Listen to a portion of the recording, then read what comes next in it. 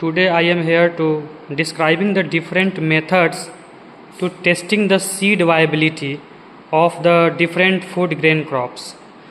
So there are lots of methods nowadays available to testing the seed viability of the grains, because seed viability is the capacity or ability of the embryo, that is the important part of the seed, is to germinate. Seed viability means the ability or capacity of the seed to germinate and form the plant. So testing the seed viability is a very important things, because in before sowing we know the which seed is live or which seed is not live. So this is a very important thing. So there are lots of methods available nowadays, but the most common method, the most easy method to testing the seed viability of different crop is first is the germination test method. Germination test is also adopted to checking the seed viability of the crop. Other is the water test, and next the tetrazolium chloride test. To testing the seed viability by triphenyl tetrazolium chloride, a type of chemical, is I am already delivered the lecture by testing the seed viability by tetrazolium chloride method. So you can easily watch in my channels the tetrazolium chloride test method used for the testing the seed viability. But here I am discussing the two other easy method to testing the seed viability of different crops. The first is the germination test. In case of germination test, first you should have required the seed, any food grain crops, like here the IR64 seeds. This is a high yielding variety. This is the mega variety of the rice. The duration of this IR64 is 120 days. The grain quality is fine. The amylose content is also good. So this is the most cultivated variety of the rice in India, IR64. So how to test the seed viability by germination test? So first you should have the one petri dish and blotter paper and water. तो सबसे पहले क्या करना है कि आपको, जैसे यहाँ पे आप लोग देख रहे हैं कि यहाँ पे अलग अलग तरह के सीड वायबिलिटी टेस्ट किया जा रहा है जर्मिनेशन टेस्ट से। तो सबसे पहले क्या करेंगे, एक पेट्री डिश में हम लोग एक कागज़, अगर ब्लॉटर पेपर है हमारे पास तो ब्लॉटर पेपर को रखेंगे। ब्लॉटर पेपर को रखने के बाद में इसमें थोड़ा सा वाटर डाल दिया जाएगा ताकि ये मॉइस्ट हो जाए। और जब ये मॉइस्ट हो जाएगा तो सीड को सबसे पहले क्या करना है कि थोड़ा सा सीड को लेके पानी में थोड़ा देर के लिए डिप करके छोड़ देना है। पानी में थोड़ा देर के लिए इसको रखेंगे 15 से 20 मिनट के लिए। उसके बाद इस सीड को, इसका रखने का ये मतलब होता है कि 15 से 20 मिनट तक इस सीड को पानी में अगर हम डाल देंगे और फिर हमको उस पेट्री डिश में ट्रांसफ़र करना है, इससे इसका सीड कोट जो है क्या हो जाएगा, लूज़ हो जाएगा। ये राजमा का सीड है, बीन्स का सीड है, ये बीन्स है, तो इसका सीड कोट क्या हो जाएगा, लूज़ हो जाएगा।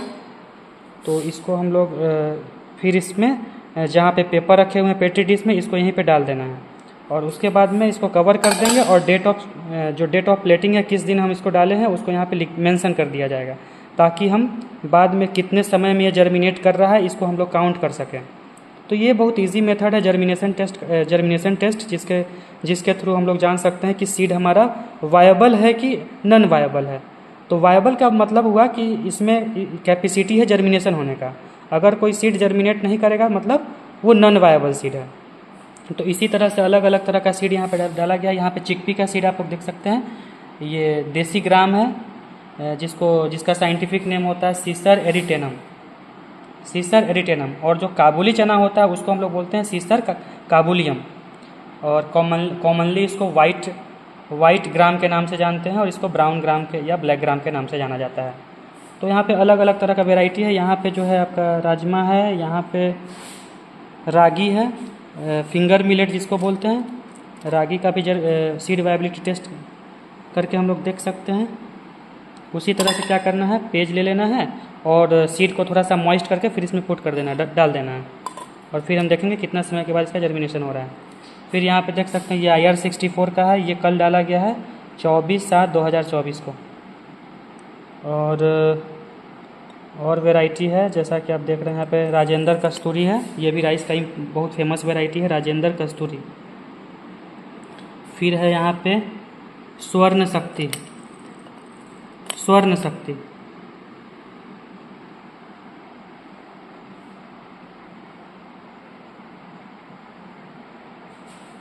तो यहाँ पे तरह तरह का वैरायटी है जिसका यहाँ पे सीड वायबिलिटी टेस्ट किया जा रहा है जर्मिनेशन टेस्ट से। तो ये आप समझ गए। और दूसरा एक मेथड होता है जिसको बोलते हैं वाटर टेस्ट। वाटर टेस्ट में क्या करना है, ये इसमें सिंपली हमको क्या करना है, सबसे पहले सीड को लेना पड़ेगा। जैसे मान के चलिए ये हमारा सीड हो गया,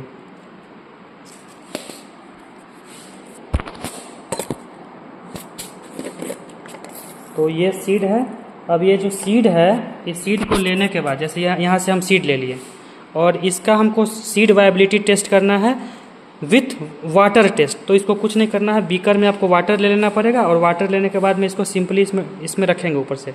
और रखने के बाद जो सीड नीचे सेटल डाउन हो गया, ठीक है, आप देख सकते हैं कि जो सीड यहाँ पे सेटल डाउन हो गया इसके बेस में, उसको ऐसा मानते हैं कि ये जर्मिनेशन करेगा, ये लाइव है इसका एम्ब्रियो, तो इसमें जर्मिनेशन होगा। और जो सीड आपका फ्लोट कर रहा है ऊपर में, देख रहे हैं ये अंदर नहीं जा रहा है, तो ये सब सीड जो अंदर नहीं जा रहा है, ये फ्लोटिंग जो सीड है ये जर्मिनेट नहीं करेगा।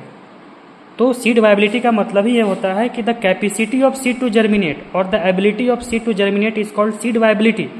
मीन्स ये जो ऊपर वाला जो सीड है ये जर्मिनेट नहीं करेगा, ये नॉन वायबल सीड है। तो ऐसे हम परसेंटेज भी निकाल सकते हैं, seed viability percentage, total the number of seed germinated upon the total number of seed into 100।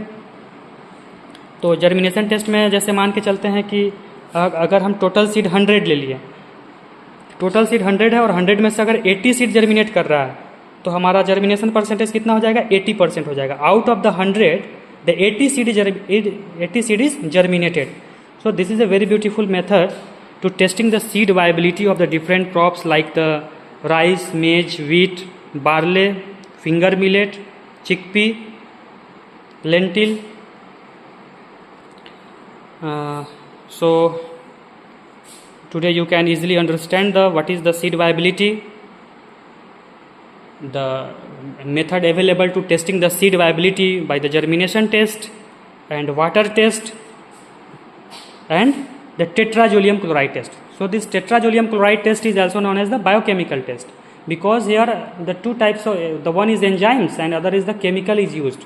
Which type of chemical is used to testing the seed viability by the tetrazolium chloride test? The 2,3,5-triphenyl tetrazolium chloride test, and within the 24 to 48 hours the result is outcoming and we can say that which seed is live and which seed is not live. तो 24 से 48 घंटा के अंदर में हम लोग पता कर सकते हैं कि कौन सा सीड का वायबिलिटी है और कौन सा सीड वायबल नहीं है। तो ये होता है ये मेथड सीड वायबिलिटी टेस्ट करने का।